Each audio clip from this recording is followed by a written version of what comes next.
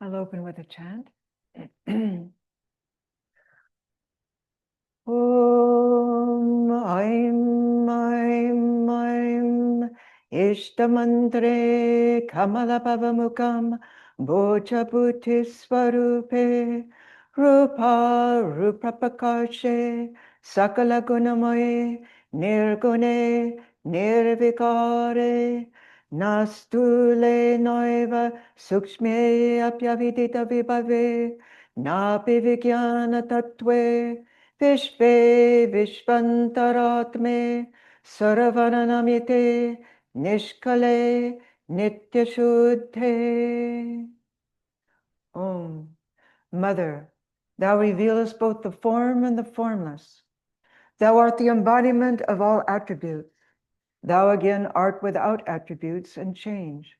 Thou art neither gross nor subtle, and thy glory is incomprehensible. Thou art beyond knowledge. Thou art everything, the inmost self of everything, the object of adoration, even to the chief of gods. Thou art indivisible and eternally pure. Ring, ring, ring, japatushte, yamaruchi mukute, valaki vyakrahaste, matahar, matahar, namaste, daha daha jaratan, dehi buddhim prashantam, vidye, vedante vidye, parinata patite, mokshade, mukti marge, Marga Tita Swarupe Bhava Mama Varada Sharade Shubrahare. O Mother, thou art knowledge supreme. Thou art known through the highest revelation, and thy glory is recited by the perfect ones. Thou art the giver of salvation. Thou art the way to salvation, but yet thou dost transcend it.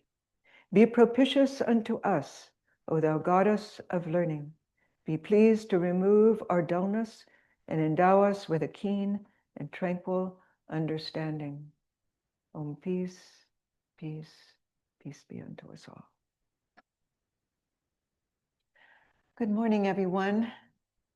Today's topic was Durga Puja, the source and origins of Mother Durga. But today I'd like to talk about Sarada Devi, our Mother Durga.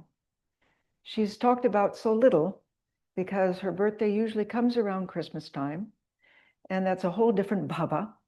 And then we celebrate it on January 1st, Kalpataru Day. So she shares it with Sri Ramakrishna. So let's give it a little bit of her own time today. Okay, Sarada Devi, our Mother Durga. Shortly before Durga Puja every year, the minstrels of Bengal, known as Bauls, would go from door to door singing Agami songs, celebrating the arrival of Mother Durga. And these are popular devotional songs based on the stories of Shiva Parvati and relating to Durga Puja. They celebrate Parvati's return to her parental home after her marriage to Lord Shiva. One day, a village minstrel began to sing an Agami song while sitting near the entrance of Mother's courtyard in Jarambiti. Mother was listening to the song. Go on, my husband Giri, Shiva. Please bring Gauri, Uma, who is in distress. In my dream, I heard from the sage Narada that Uma cried, saying, Ma, Ma. Your son is a beggar, addicted to hemp, and my Gauri is a golden daughter. Her husband sold all of Uma's beautiful clothes and jewelry and enjoyed the hemp. When the song was over, Sarada Devi remained motionless. When the minstrel asked for a few coins, she could not answer. Ashu, Mother's attendant, gave him a few coins and he left. Mother remained motionless for 10 minutes until finally she came to and said, let us go. Now everything is distasteful to me. She sat on the floor of her room in an abstracted mood, but then exclaimed, "How many more days to go? A long time has passed." Gradually, she regained normal consciousness and began to rub oil on her body, and then left for her bath. Probably that song reminded her of her true nature. Who is Sarada Devi? Sri Ramakrishna's disciples did not look upon Holy Mother as their Guru's wife. Due to Sri Ramakrishna's grace, they were able to see her as the Divine Mother in human form. One year during Durga Puja at Bellarmine, Swami Brahmananda worshipped her with 108 lotuses. One year during the Master's birthday celebration, Holy Mother came to Bellarmine. Swami Brahmananda and the devotees received her shouting, "Victory to the Mother." The Mother then went to the shrine and then came down to the courtyard and stood on her asana facing south.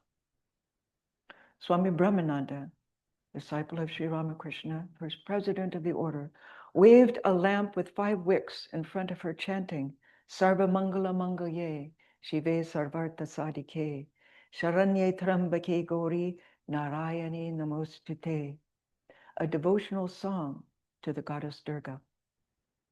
The Swami was on his knees, tears trickling from his eyes.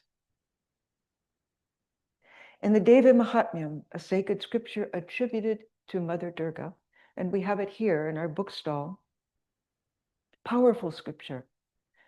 Swami Sheshananda, who was a disciple of Holy Mother and known to some of us who joined in the 70s, he used to ask us to repeat sections from the Devi Mahatmyam. It's very auspicious, very powerful. And he used to say that anything, if you offer flowers and fruits, anything that you desire will come to you. So in this Devi Mahatmyam, attributed to Mother Durga, Indra and the other deities extol her greatness. "Salutations be to you, O Narayani, you who have the power of creation, preservation, and destruction, and are eternal. You are the substratum and embodiment of the 3 gunas, those qualities that create this universe." Yet in 1919, one evening in Jairambati, Brahmachari Bharada read to Mother some letters from devotees. One woman wrote extolling Holy Mother with various hymns. Mother herself remarked, "Sometimes I wonder, I'm Ram Mukhopadhyay's daughter, and many other women live in Jairambati. How am I different from them?"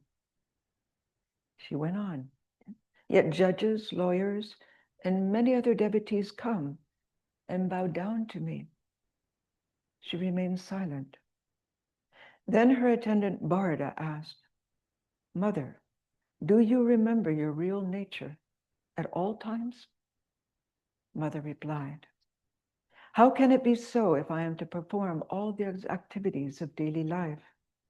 But whenever I wish, inspiration comes in a flash. Then I understand the whole play of Mahamaya." Then we find beautiful reminiscences, such as Lavanya Chakrabarti's, who recorded that in 1912, at Lakshmi Nivas in Varanasi, quote, "I met a woman with a veil near the main door. Looking at her face, I asked, 'Are you the mother?' 'Yes, my son, I am your mother.' 'My mother?' 'Yes, I am the mother of all.' 'Our mother?' 'Yes, my son, I am the mother of the universe.'" A devotee asked, "Mother, people call you Bhagavati." Mother replied, "It does not matter what others say. I tell you myself that I am Bhagavati." So who is Mother Durga and who is Sarada Devi? In the Devi Mahatmyam, in the Chandi, composed somewhere between 400 and 600 AD, Durga is the protectress of the universe and the destroyer of evil. It's a powerful scripture. One has to orally chant it. One cannot read it in bed. It must be done in front of the shrine. Flowers and food must be offered. Swami Asheshananda was very strict. You don't mess with Mother Durga. Very strict protocols attend this particular scripture. So as the protectress of the universe and destroyer of evil, in this aspect, she reigns supreme, bereft of any male counterpart, any male consort. She destroys single-handedly the cosmic army of the demons and its leader, Mahishasura.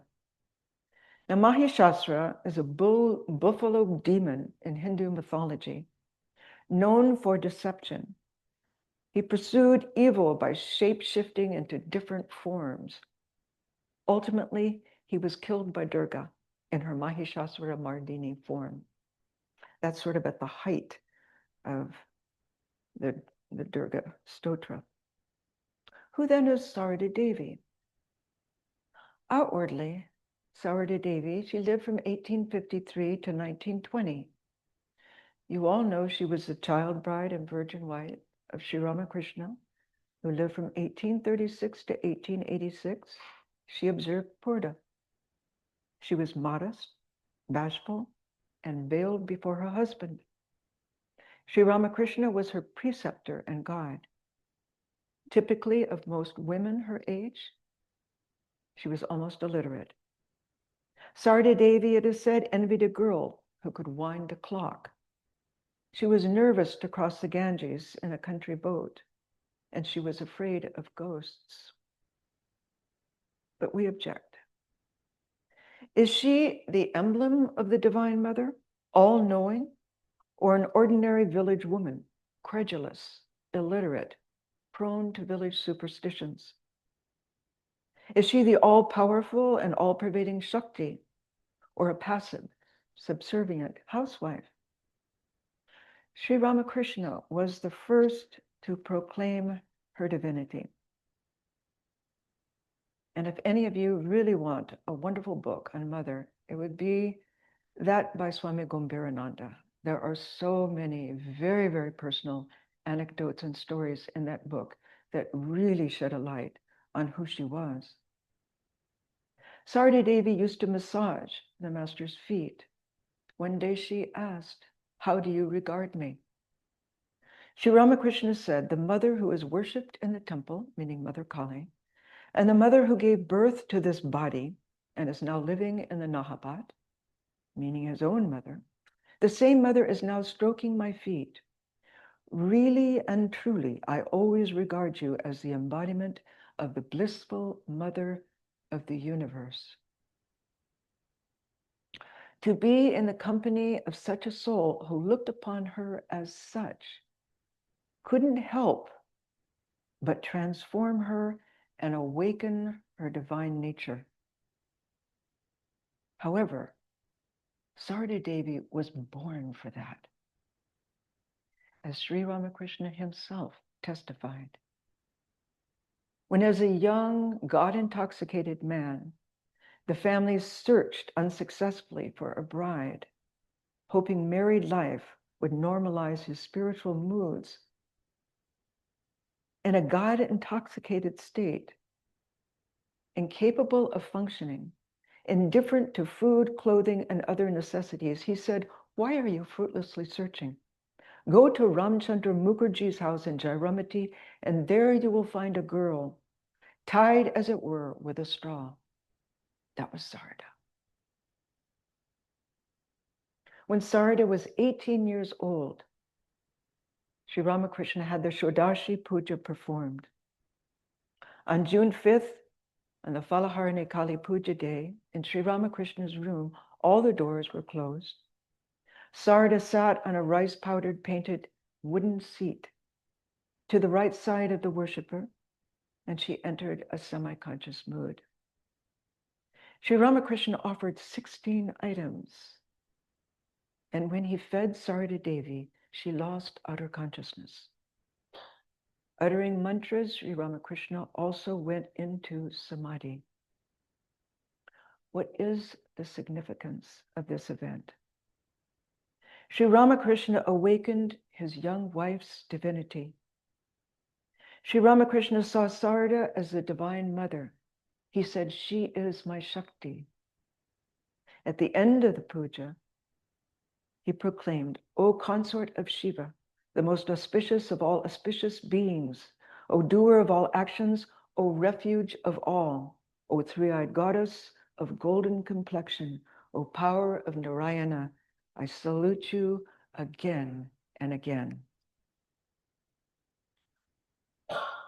Among Sri Ramakrishna's monastic disciples, Swami Vivekananda was the first who proclaimed Sarada Devi as our Mother Durga. She is, after all, the giver of boons. In an 1894 letter to Swami Shivananda, he wrote, "To me, Mother's grace is 100,000 times more valuable than Father's," meaning Sri Ramakrishna's. "Please pardon me. I am a little bigoted here as regards Mother. If Mother but orders, her demons can work anything.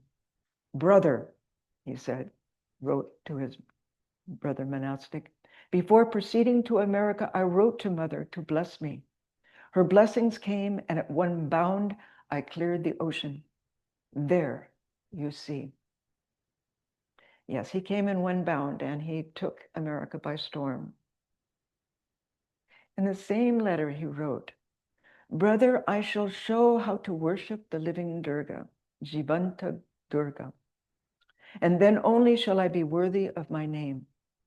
I shall be relieved when you have purchased a plot of land and established there the living Durga, the mother," meaning Sarada Devi. Before inaugurating Bellarmat's first Durga Puja in 1901, Swami Vivekananda had seen the Durga Puja being celebrated at the Mat and Mother being worshipped in a pratima, in an image. He had seen this in vision. 4 or 5 days before Durga Puja in 1901, Swami Brahmananda had a vision when he sat in the Mat facing the Ganga. He saw Mother Durga come over the Ganga from the Dakshineshwar side, and stop near the bilwa tree in the Mat compound. Just then, Swami Vivekananda arrived by boat from Calcutta. He said, "Raja, make all arrangements for Durga Puja. Bring a pratima image to the Mat." Just one pratima was still available in Calcutta. Swami Vivekananda and Swami Premananda went to Calcutta to seek Sarada Devi's permission about certain puja observances. Swami Vivekananda considered Sarada Devi the divine counterpart of Sri Ramakrishna, a special manifestation of divinity, and he decreed Durga Puja be done in her name, which is now a yearly tradition at the Ramakrishna Mission centers throughout the world. The direct disciples of Ramakrishna regarded Sarada Devi as the Divine Mother. A devotee came to the Udbodhan and asked Swami Premananda, "Where is the mother?" "There," he replied. Swami Brahmananda literally shook with emotion in her presence.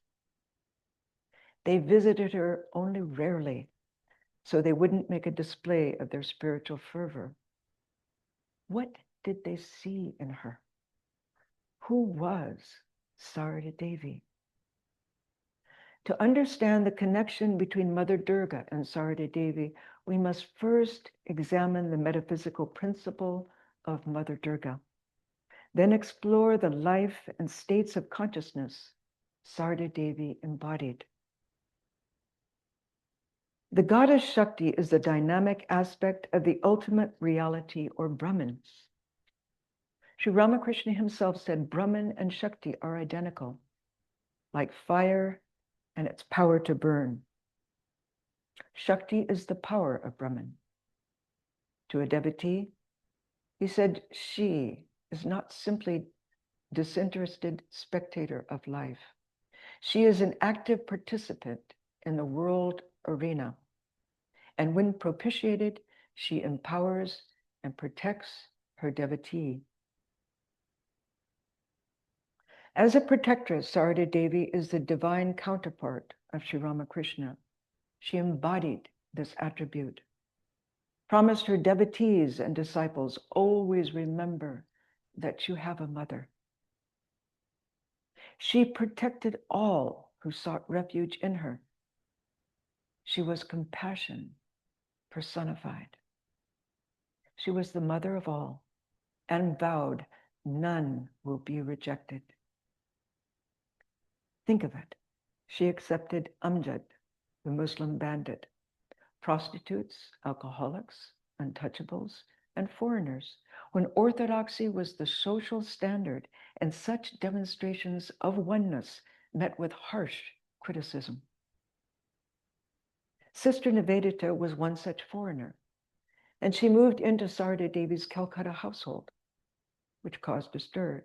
She jeopardized Holy Mother's orthodoxy. She said, to me, it has always appeared that she, Sarada Devi, is Sri Ramakrishna's final word as to the ideal of Indian womanhood. But is she the last of an old order or the beginning of a new? In her, one sees realized that wisdom and sweetness to which the simplest of women may attain. And yet, to myself, the stateliness of her courtesy and her great open mind are almost as wonderful as her sainthood. Her courtesy. It reminds me of my own teacher, Swami Pravrajika. He received an inspiration from Holy Mother, our Mother Superior, Brahmaprana. She was a socialite when she first started coming to the Vedanta Society. She and her mother traveled the world. But Swami Prabhupada later said Holy Mother came to him and said, she will teach the young nuns manners.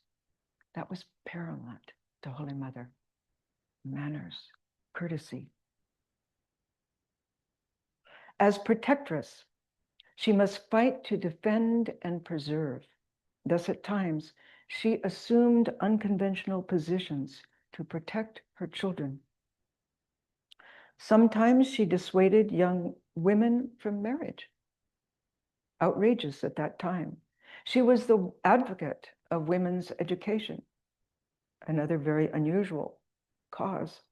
She championed the rights of an untouchable woman living out of wedlock. She took a stand against domestic violence.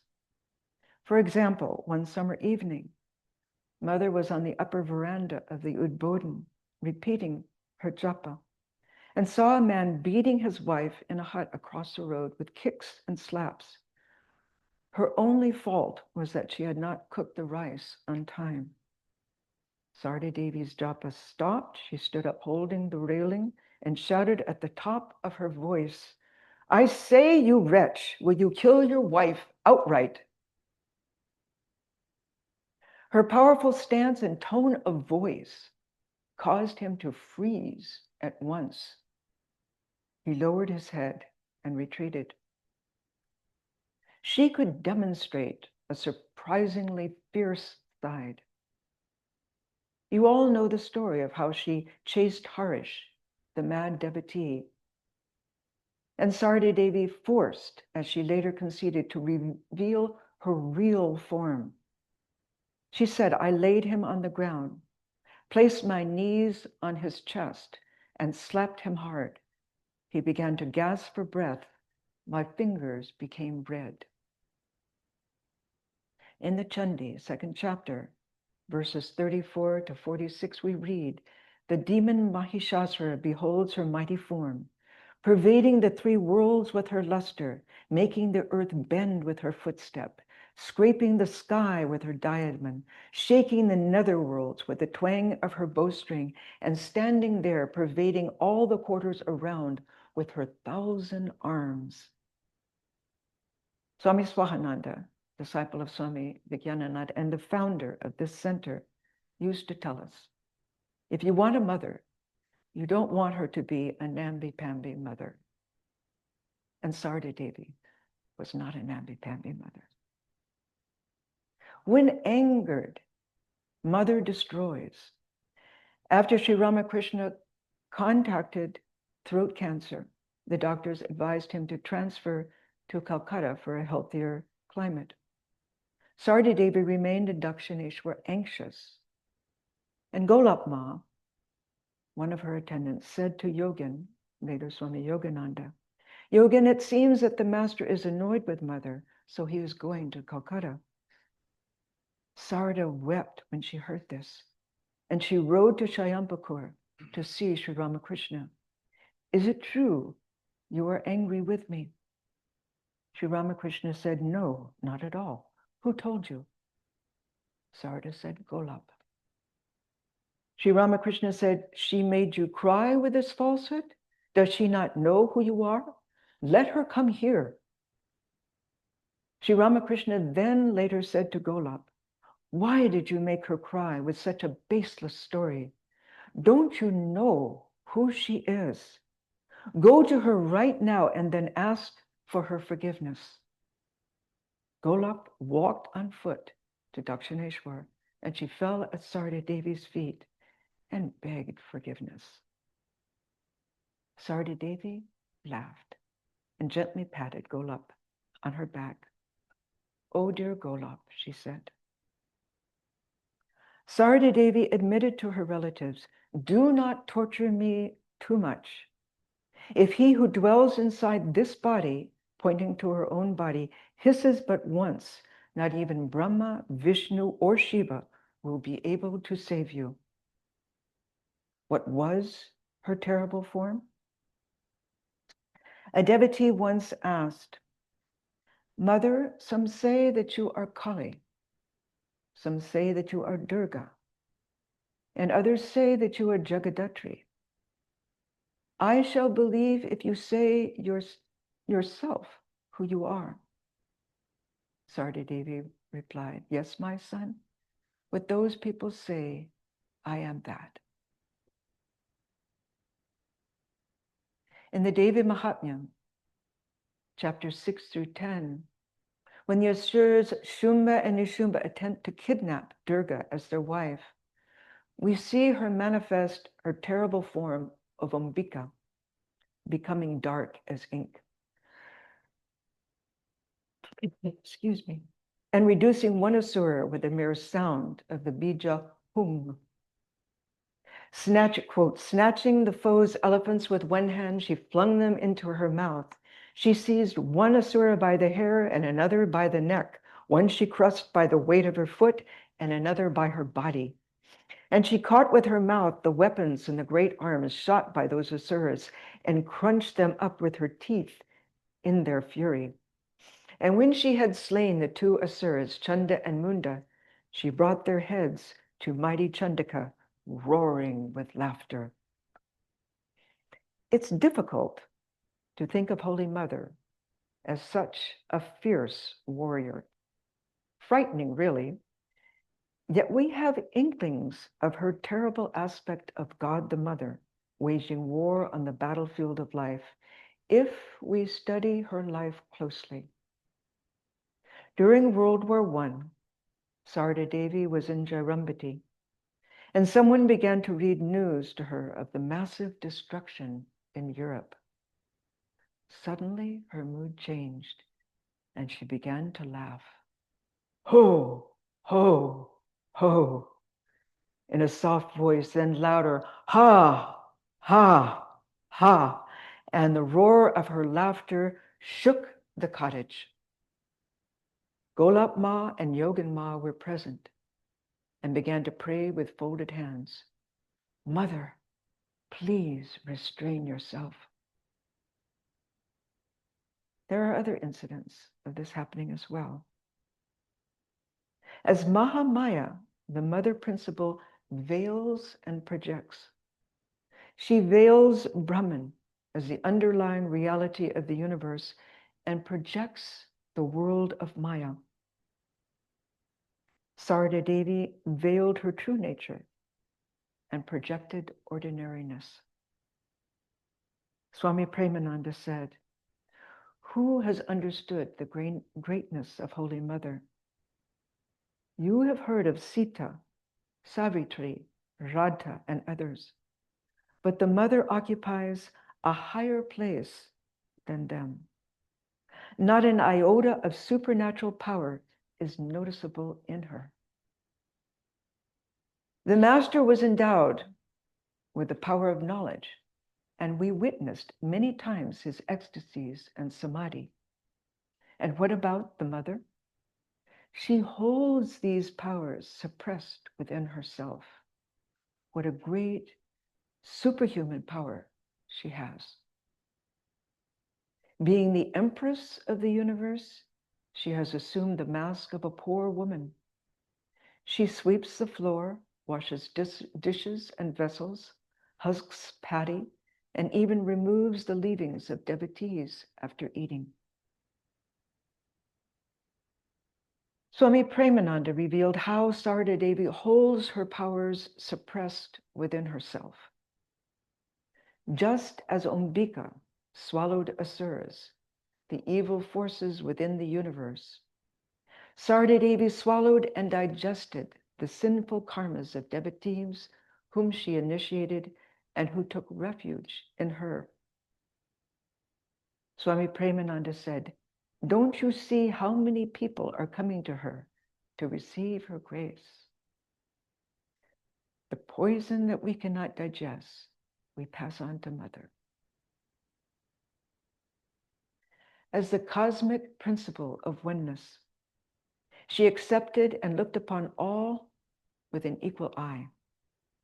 Rash Bahiri Maharaj, Swami Arupananda, her attendant, asked, "Are you the mother of all?" Sarada Devi replied, "Yes." He then asked, "Even of the subhuman beings, the birds and animals?" "Yes, of these also." "Then why should they suffer so much?" Sarada Devi replied, "In this birth, they must have these experiences." Sarada Devi said to one devotee, "The Master saw the Divine Mother in all beings. This time, as the avatar, he left me behind to demonstrate the motherhood of this universe." Again, we read in the Chandi, the 11th chapter, verse 33, "O Queen of the universe, you protect the universe. As the self of the universe, you support the universe. Those who bow in devotion to you themselves become the refuge of the universe." Surendranath Sarkar described early one morning in Jaramati, a calf was piteously crying in the outer courtyard of the mother's house, kept separate from its mother at night for the purpose of milking the cow. Hearing the cries, Mother rushed out saying, "I am coming, my child, I am coming. I will release you right now." Amazed, he said, I witnessed the mother's compassion for all beings. Sarada Devi had a pet parrot. She cleaned its cage, bathed, and fed it. Every morning and evening, she would say, "My child Gangaram, now repeat your mantra." The parrot would call out, "Hare Krishna, Hare Rama, Krishna Krishna, Rama Rama." Sometimes it would call out, "Ma, oh, Ma," and she would respond, "I am coming, my child." What was her inner experience? To know that, we must meditate and realize. A clue is in the Rig Veda. The goddess emerges powerful without consort as Vak. We read here first-person utterances, rare in the Rig Veda. She says, I spread the heavens over the earth.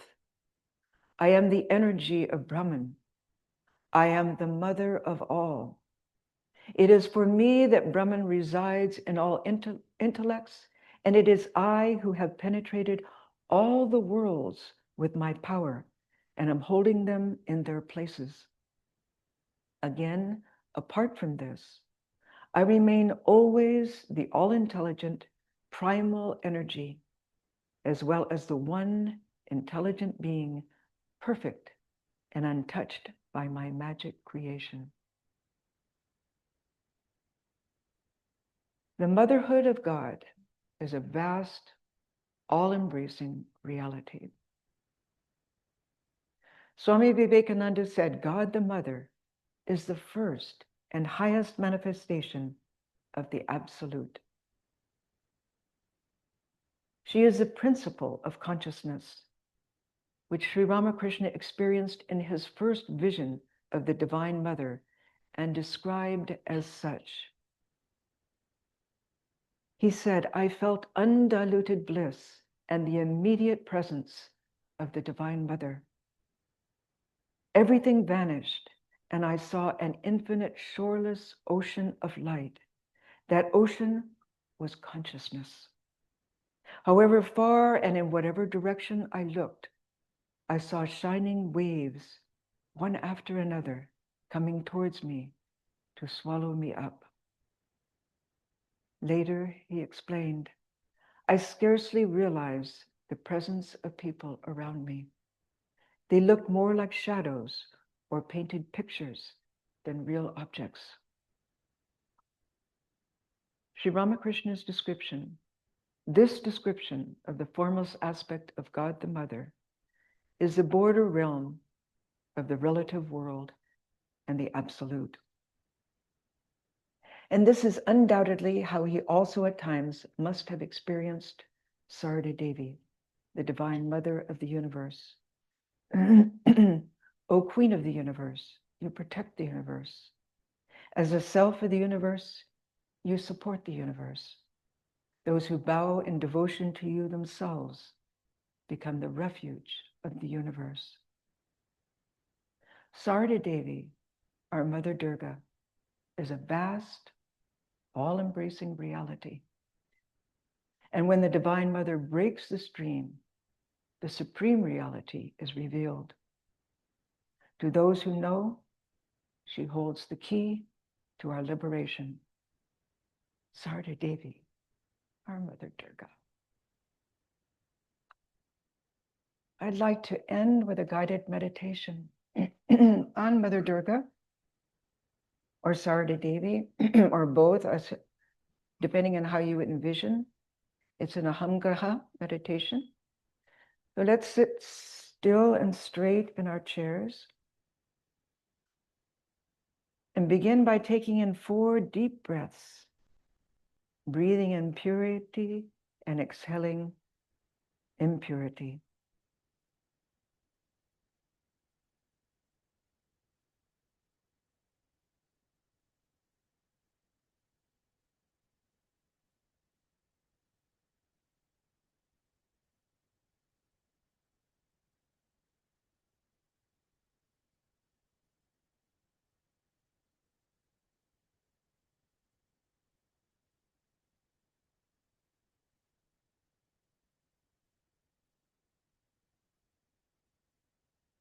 Let us send waves of peace to the north, south, east, and west. For without outer peace, there can be no inner peace. Within the city of Brahman, which is the body, there is the heart.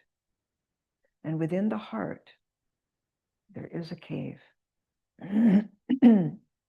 Gently place the mind in the heart. Approach the cave entrance and enter. There deep within shines Mother Durga, Sarada Devi, the size of a thumb, seated on the luminous lotus of the heart.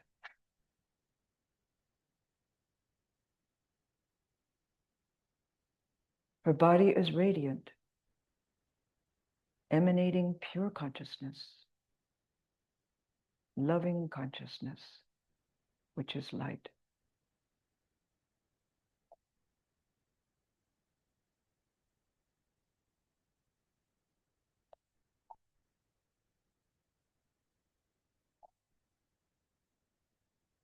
Allow your mind's eye to rest on the eyes of Mother Durga, Sarada Devi, who has experienced the highest realms of consciousness. She is smiling, full of compassion. Allow your mind's eye now to pass from her eyes to the mouth, which has uttered the one truth in so many ways.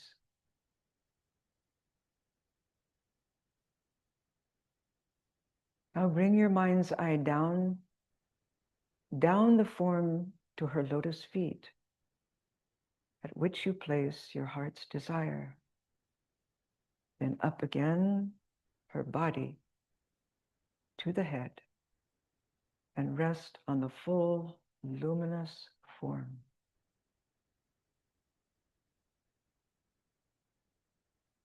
Fill the cave of your heart with the luminosity of Mother Durga's loving compassion.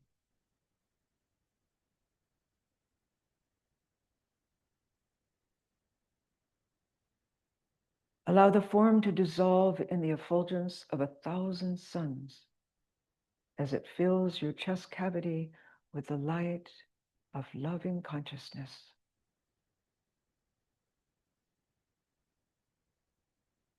Let it then rise to your throat and head and extend downward into your lower limbs, feet, and toes.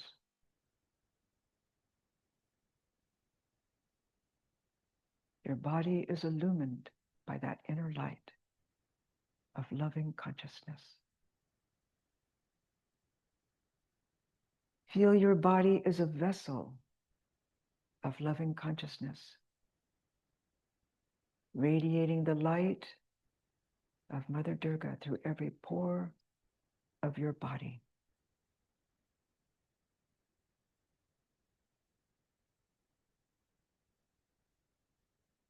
Let the light extend outward and fill the room, pervading everyone and everything in the room.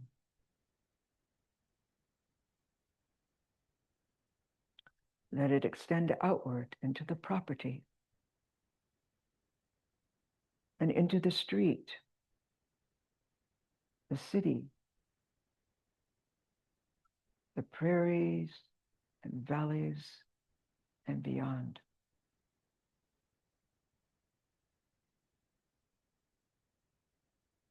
Let it cover the world and embrace all whom you love,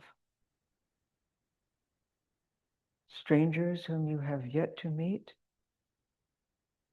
and those whom you dislike.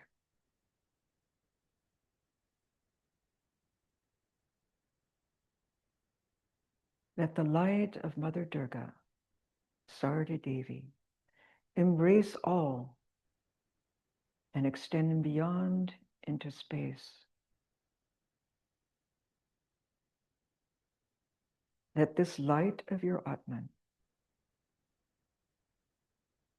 which is one with Brahman, know it to be infinite, indestructible, all-pervading, loving consciousness. Om Shanti, Shanti, Shanti. Peace, peace, peace be unto us all.